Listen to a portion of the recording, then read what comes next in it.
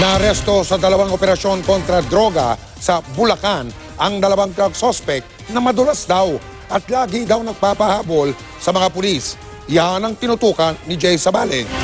Exclusivo. Sunod na yan. Target yan. Ha? Ikinasa ng Bukawi PNP ang magkahiwalay na bypass operation. Pagdating sa lugar, Takbo. Please. Please. Please. agad pinasok ng mga operatiba ang mga eskinita.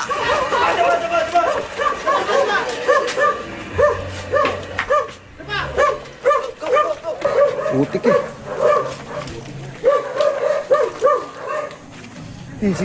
Sige.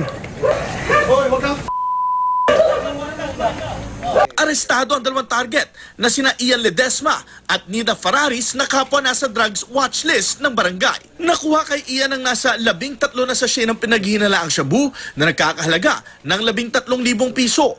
Nakuha naman kay Nida ang nasa 7 sachet ng pinaghihinalaang shabu na halos 7,000 piso ang halaga. Hindi ko talaga makakaulit yan. Nakuha rin sa kanila ang 500 piso na buy bust money at drug paraphernalia. Sakit ng ulo yun, madalas pahabol yun eh.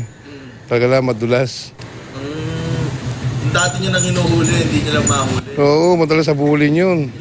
Saan nagtatago eh. Hindi naman itinanggi ng dalawa ang pagkakasangkot sa bentahan ng shabu. Ano lang po pa, wala palang pamasahe pa, uwi lang po lang Cavite. Napag-alaman din na labas-masok sa kulungan si Ian dahil sa pagkakasangkot sa droga. Gumagamit ka, hindi. Gumagamit po. Nagbebenta ka, hindi. Runner lang po.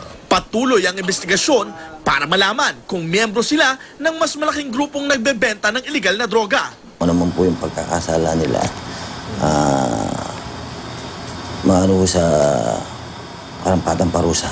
Maharap ang dalawa sa reklamong paglabag sa Comprehensive Dangerous Drugs Act.